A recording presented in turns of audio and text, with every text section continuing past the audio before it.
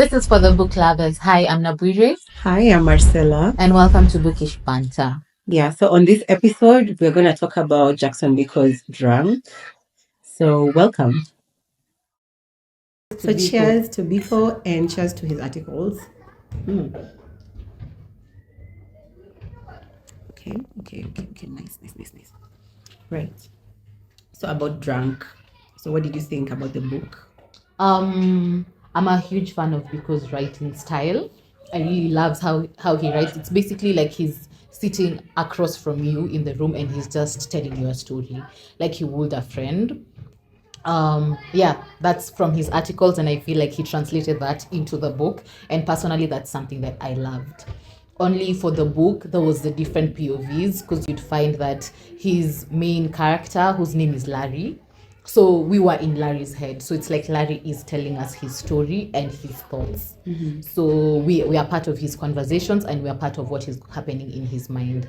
But he also did have like dual POV type of a situation where there was Larry's story and then there was the artisan's story. So I loved that dynamic in his book. Yeah. I also loved the fact that this thing where he's writing first person, third person is not something that he inputs in his articles. So for me, I think the highlight really of the book, if I may say, is when he shifts into the third person narrating the artisan's story. Because that feels like that should be something he should continuously do. Like that's a new way of thinking, there's a new way of writing. So yeah, so I feel like that was the highlight for me, yeah, in terms of this drunk whole thing. Okay, I'll say I've always been a fan of first person writing because I am in your head, as opposed to third person where it's like I'm being told the story of what happened to you by another person. So I don't know everything as I would like. His third person writing was a bit more detailed, but I did prefer how he spoke on Larry's side, which I think was the bigger chunk of the story. Yeah. And because of that whole thing, you already know from how he scripted the book that Larry and this artisan are meant to clash somewhere. So it was just, when is this going to happen? How is this going to happen? What is the reason? Because in the beginning it's like, okay, but why are you Where telling is me it? about Yeah, where is this okay. going? What's Yeah. the reason? Why do I need to know about him? But at the end of it, it makes sense. Some could say it's a bit delayed, the whole the two worlds clashing, but eventually it did make sense. Yeah. For me to analyze this book, I feel like we waited for so long for the main story. Okay, yes, it's about Larry, but okay, fine. Now, yes, this is happening, blah blah blah. But so the rise is at the end of the book for me. I felt like, okay, so now the artisan is here.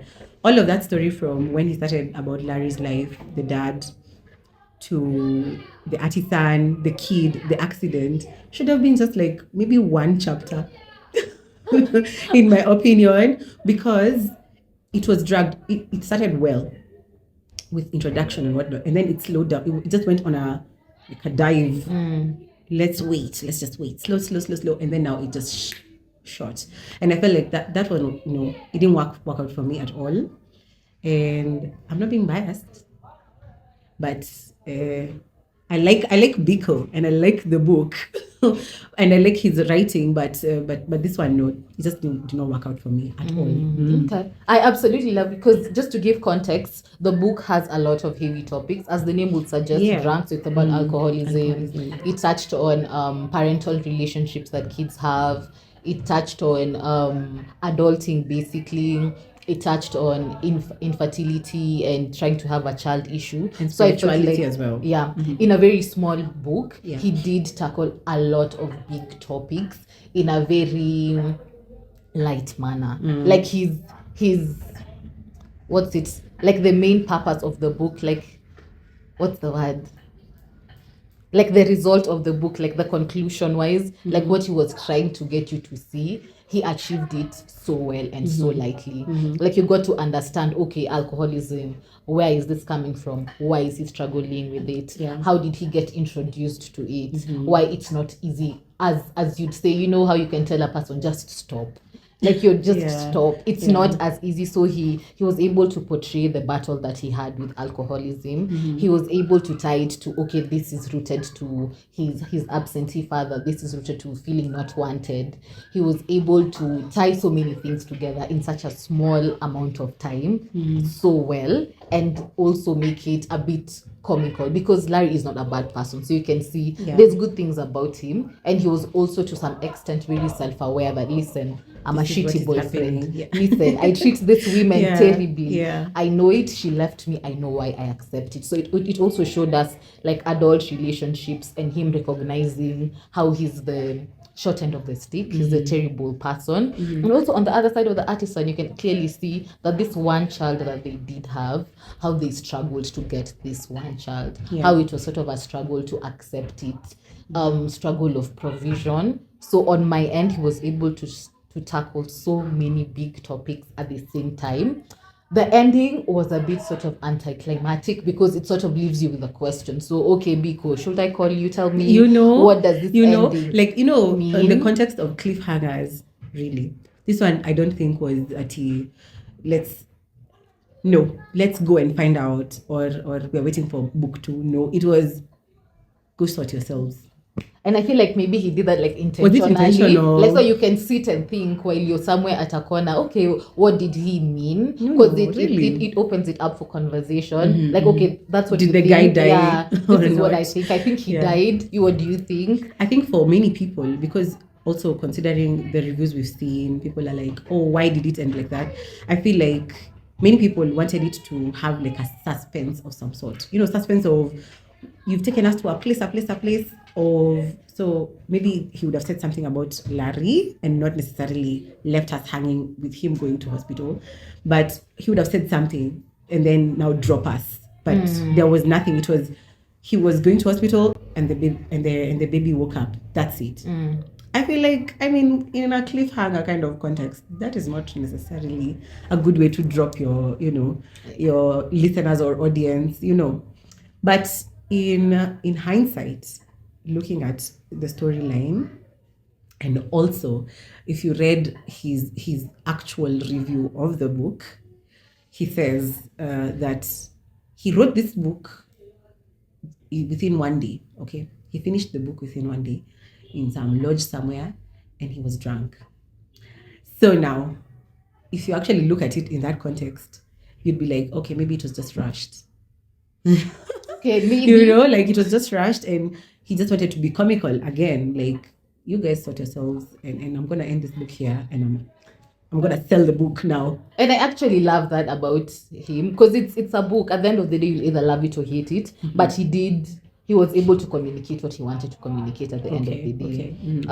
And as much as you want sort of like a full stop ending, or okay, this is how, that isn't necessarily life, because it's an ongoing process. Okay, maybe he lived today, but maybe he died tomorrow. Okay, I see that. Yeah, maybe the child. So maybe he's living it exactly how we're living our lives. That if basically he was writing about a real-time Larry, he doesn't know.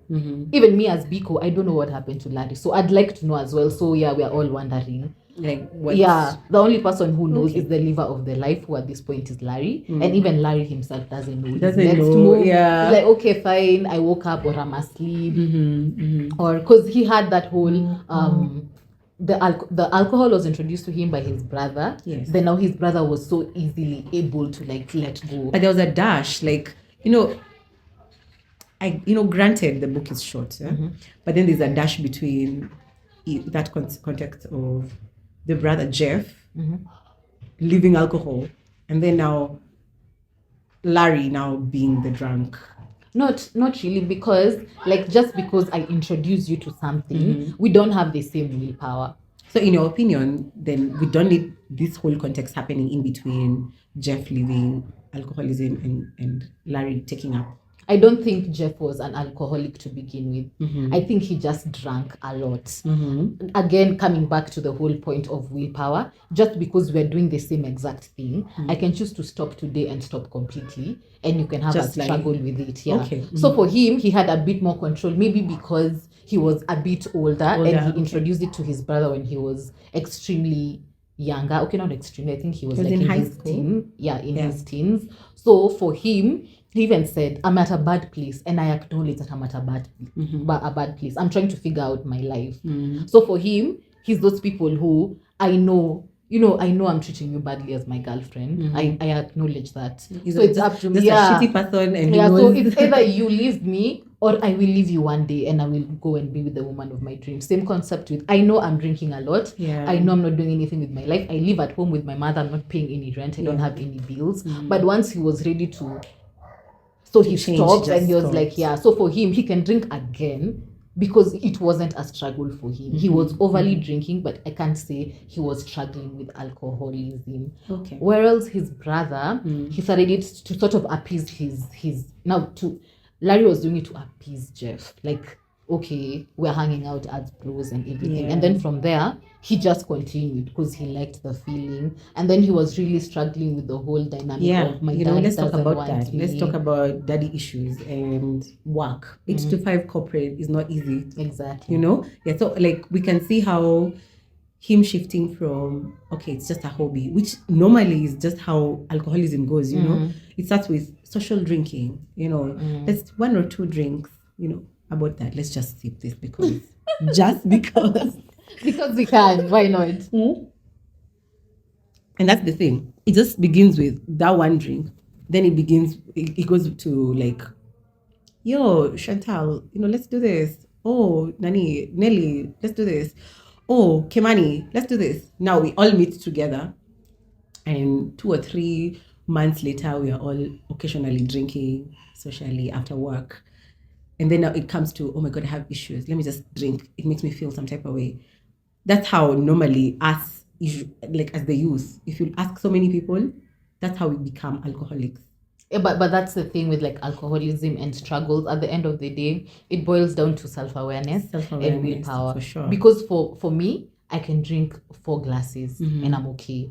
For you can drink 1 glass. For another person, they can drink a bottle or 2 and they're okay. It's up to you to know I've reached my limit. Yeah, this is where I stop. Okay. And then just that whole struggle with being able to say no.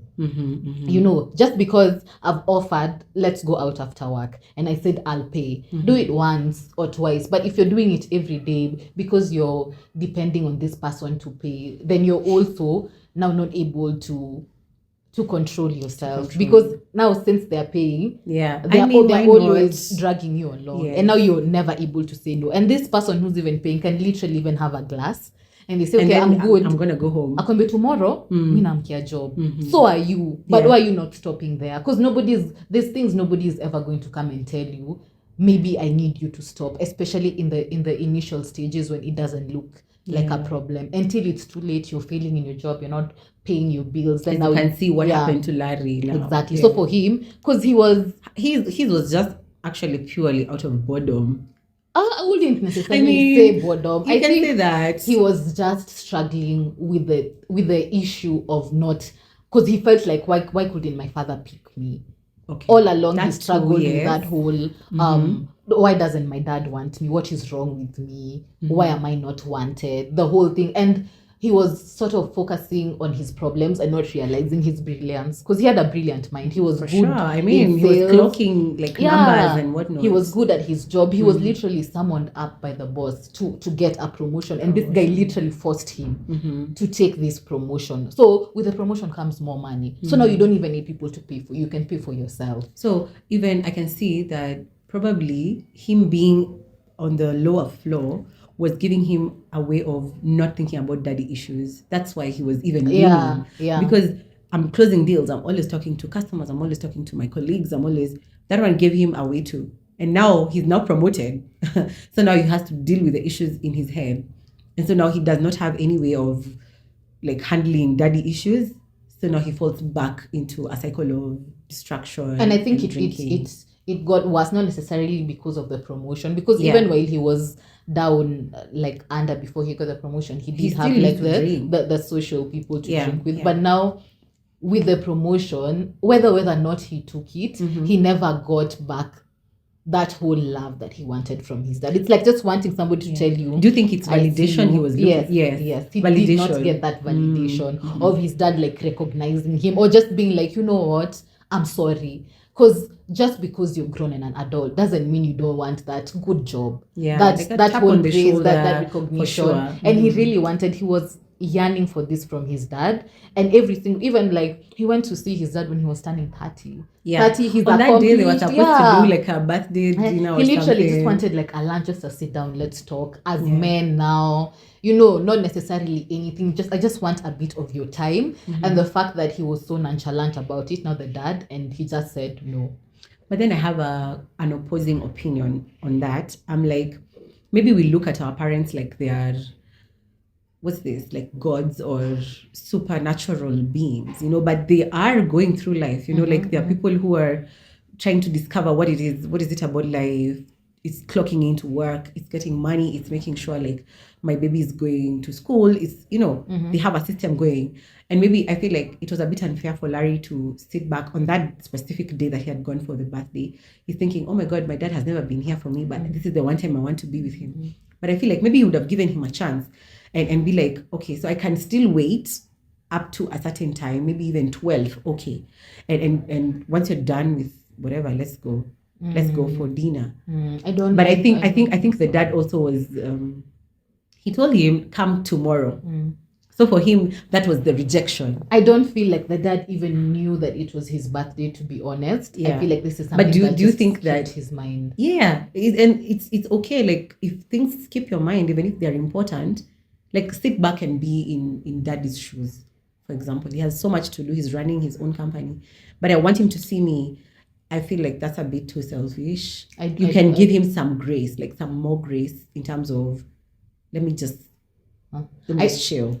I wouldn't say grace. I'll say he needed to take his dad off that pedestal and Yeah, accept he had that, put him here. Yeah. Okay, yeah. Because had they had that lunch, it would have meant so much for him, which is okay. But he would have still stayed up on that pedestal where it's like this person is an almighty being. And just as you said, as much as somebody is a parent, that doesn't mean that they stop being human. They no longer make mistakes. Even as a parent, sometimes with the type of day you're having, you can have a lapse of memory and forget. It's actually my birthday being or a my human kid's being, birthday. So it happens. I think it was just a breakdown of communication of Larry sort of showing this is something important to me, where you just need to communicate. I think is the thing. This is an important day for me. So we can even do it here in the office for 30 minutes, but for me it means a lot as opposed to pushing it. And then also the dad didn't sort of, because you also need to learn how to read the room, because why is he insisting we go today? Is there something about this day? Should I maybe give him 30 minutes? So there was sort of a breakdown of communication, but also it was a good thing. And sort of viewing him as a human being. In such a context, if you're eager to find an absentee father, you shouldn't come with so much expectation and entitlement, because you might have placed this person so high and they can give you such a dumb answer like, I just didn't want you, or I just left. Oh, that's heartbreaking. And it's not what you're expecting. So if everything, because most times you'll find Larry was working really hard. It's like he just wanted his dad to recognize, wow, you're grown, you have your own job, you're doing so you well. got a promotion. He just wanted that, good job, son. I see you, I see what you're doing. And just having that acceptance of, okay, this might never happen. This man might never see me. And that's okay. So because of that, because he sort of had a battle within himself, his solution was to drink and drink more, to forget. To punish himself? What was it? There was a way Biko put it.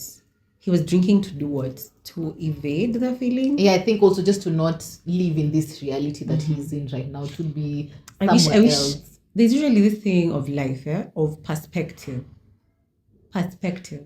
If you have a very different perspective of your situations, of your troubles, you'll see, oh my God, why was I even worrying about this?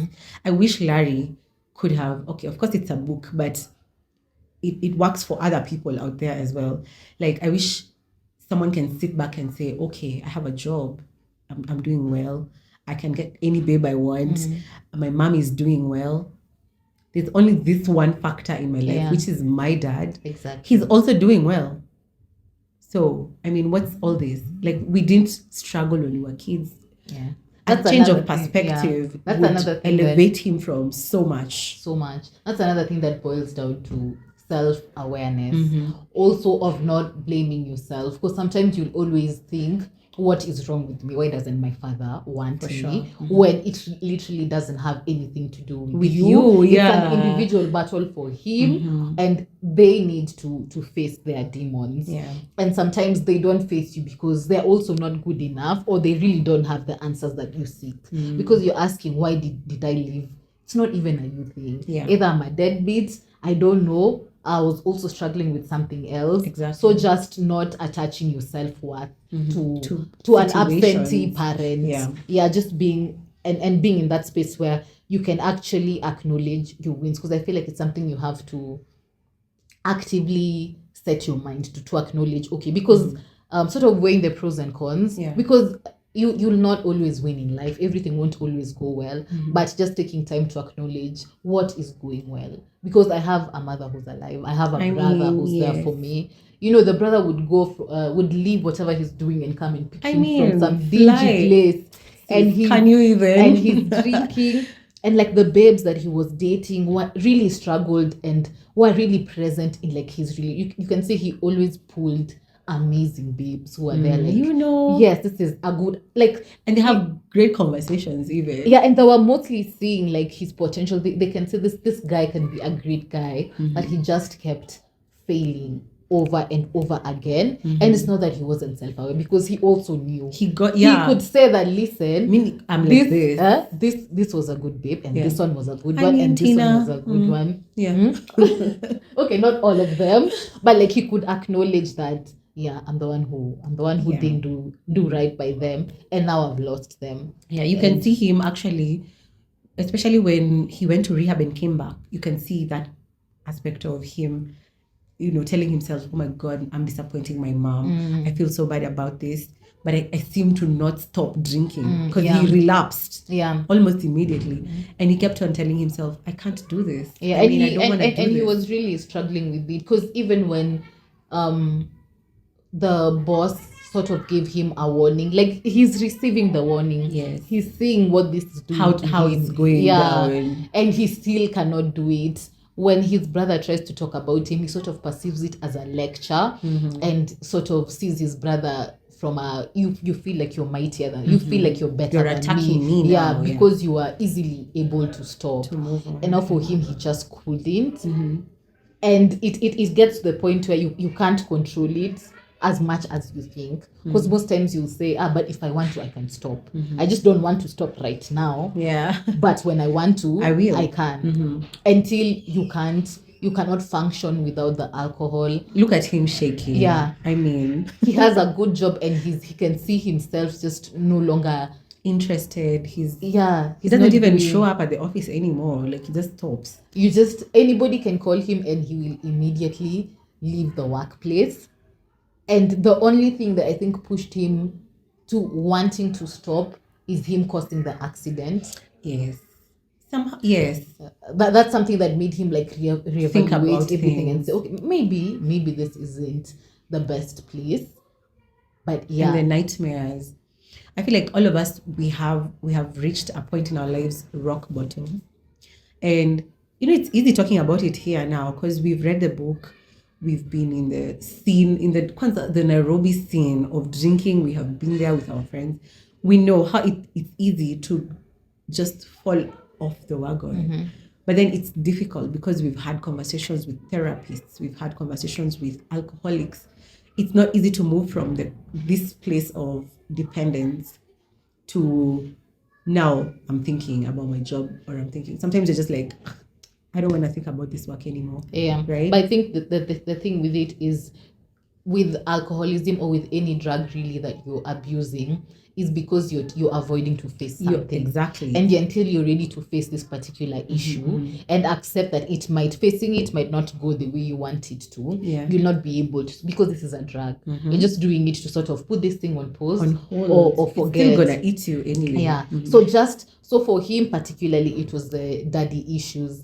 It was when the mom retired, then he's like, okay, now I'm left in Nairobi alone. That there's a phrase even because says, not Biko, Larry says, oh, she left me. Exactly. I don't think she left you. Yes. So it all comes back to sort of like having abandonment issues, which is something that he sort of needs to work face on and accept. Because there's a babe that he dated who told him, you have daddy issues. The old mama. Yeah. The sugar mommy. Yeah, the sugar mommy babe who just had her own thing. And he didn't want to accept it. And until you accept you have a problem, you can't get the help that you need. So because he was so against it, then he was like, no, I do not have daddy issues. Yeah. So now he'll keep abusing this drug or doing whatever you need to do to forget it. Yeah. And in every single way, according to you, you're always the victim, which he sort of gave victim a lot, because why did my dad leave me? Why is my mom leaving? And she's literally just retiring. She's just living her life. Yeah. Yes. She's retiring and going on.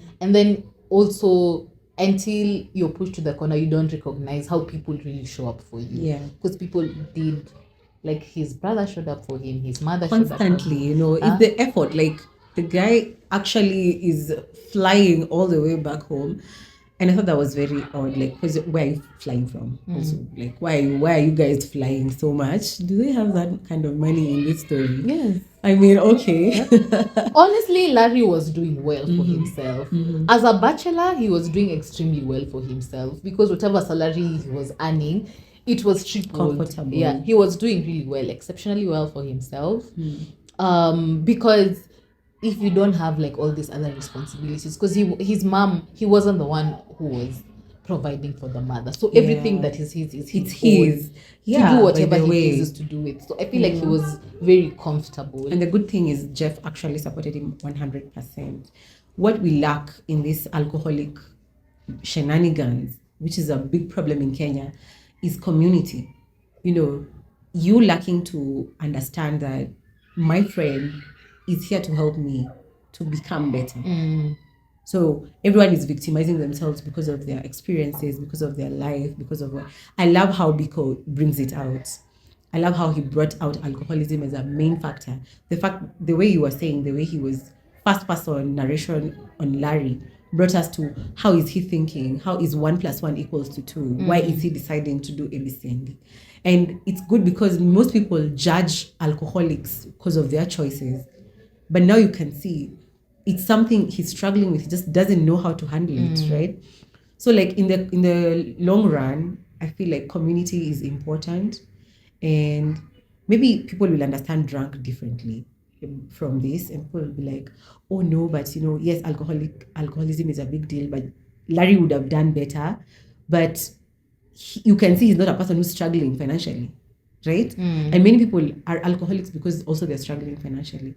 So this is a problem that needs more of community rather than individual, I don't even think it has a lot to do with financial basis, because no matter what your financial status is, if you need alcohol, you'll get the alcohol. You'll get it. I mean, to your level. Yeah. So there's the one who's like buying, I don't know, the kumi one bottles, or Mattel. Exactly. And then there's the one who's, but at the end of the day, you're still using this drug to forget or something. So I don't even think the finances have anything to do with it.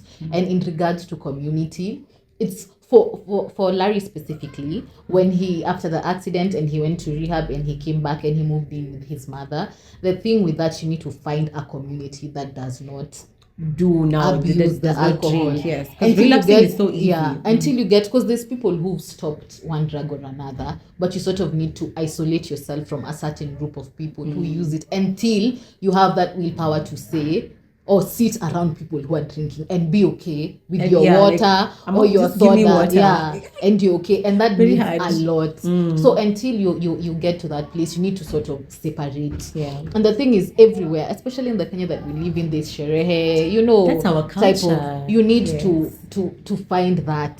And if you cannot, you need to, you know what, Isolate. I'm not doing parties anymore. You know, for him particularly, he could maybe stay indoors with his mom, because at the end of the day, a brilliant mind is a brilliant mind. It's not like he stopped being smart now that he's an alcoholic. Yeah. If he wanted to, he could. You can get back to maybe get a job, maybe farm, maybe start like a small car business. But now he sort of pulled that circle, and it's so easy to relapse because just one person akwambia si kunywe tu. I mean, John was there. Eh? John was the friend he got Exactly, yeah. Kidogo Let's too. And shake then, one drink. yeah, and then you're back to like the same loop over and Cycle, over and yeah. over again. So you have to find a way to break it. Yeah. Because you'll see even now the dad is the one who's reaching out. And then they sort of what you have that kahasira because it's like I'm telling you to stop and you're not stopping, so he gets upset. And it's not as easy as, okay, since you've told me and you're my father, I have stopped. I will never ever drink. It's not that easy. It's a genuine circle, so you need to surround yourself for a while with people who don't engage at all. And they usually say the best way to stop such a habit is when you've acknowledged I have a problem. And you've acknowledged these are my triggers, and you've decided to stay away. Then it's a bit easy because you know if I see this call from Marcella, I know hii ni sherehe. You know it's Friday at this time. I know this is not a deal. I know this is not, oh, let's have lunch. I know, so you avoid.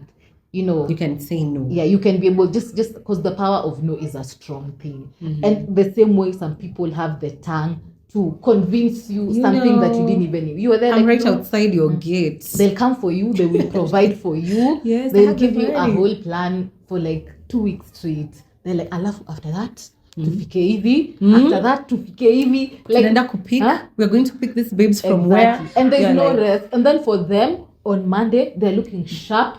They're back it's like the weekend didn't happen. And you're struggling. So I think it's very important to know yourself as an individual, to know, listen, for me I can't. You see, I just need to party for once it clocks 1, I need to start going home because I know myself. And it's very important to like know yourself and know your triggers. We need to have a culture where, because most Kenyans, let me not say Kenyans, most people in the youth groups want to convince you to stay, right?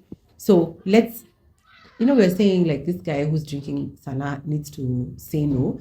Let's also like embrace this thing of, if I say no, you take it. Okay? Like she said no, let's not follow up, because sometimes the no is very weak. The more you pester, the more I want to say, okay, but fine. now you see that's the thing. You need to work with like your own power.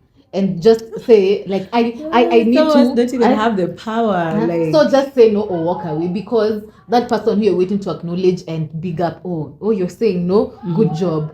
It might never happen. For sure. So you just need to say, okay, if you're opening another bottle, I'm leaving. And when you see somebody being like, hey, another one, you just pack your things and exit. Okay. They'd rather And it's something that you practice over time. And sometimes it might backfire, and that's okay. It always backfires. Let's talk about sometimes. Sometimes it might backfire, but sometimes you might actually say, I'm leaving at 9. And at 9, you actually walk away and leave. It's like same concept with these things that it's very difficult for you to miss because you know your situation. Like if you have a flight right now and somebody's telling you, so kuja hapa, and you know this flight is paid for and everything. This person is not going to be the one telling you, no, don't miss your flight. I don't know what. Just it's up to you to anyway. tell yourself, I need to be there. So just, it's easy to say it. Easy to say than do. Yeah. But the doing can only be done with practice. Practice it over and over, just like saying no. And it's okay. I feel like let's continuously say it's okay to say no. Yeah. And also it's important. They will deal with it. Yeah. If you felt vibaya because I said no, and that's okay. And also it's important to give yourself grace, because maybe you wanted to leave at 9, but kidogo ukabebo and it's 11. But the thing is, you left immediately. Give yourself grace for that 2 hours at least. So next time, maybe you leave at 9. At 9, So it's like wow. Learn to forgive yourself. Yeah. It's a continuous process. Work in progress and everything, and acknowledging your community, and also acknowledging that sometimes the people who you want to support you might not be the ones who I will mean, support you. for sure. Yeah, the one who you're telling, you know what, I have an alcoholic problem, are the ones who are telling you, tell me about it as Let's they pour go. you Yeah, you know. more. Like, Let's just take one thought just to ease. John Okwambe, you know me when I have a problem, I like to face it head on. So we kunywa mpaka ikutoke kwa system. And then that might work for them, but it might But never it's work gonna take for you in another roller coaster of things yeah. And then they are wondering, but we drank the same exact thing. Ni amka wende job. Like, but for you, it's like you're it's so hard. Yeah.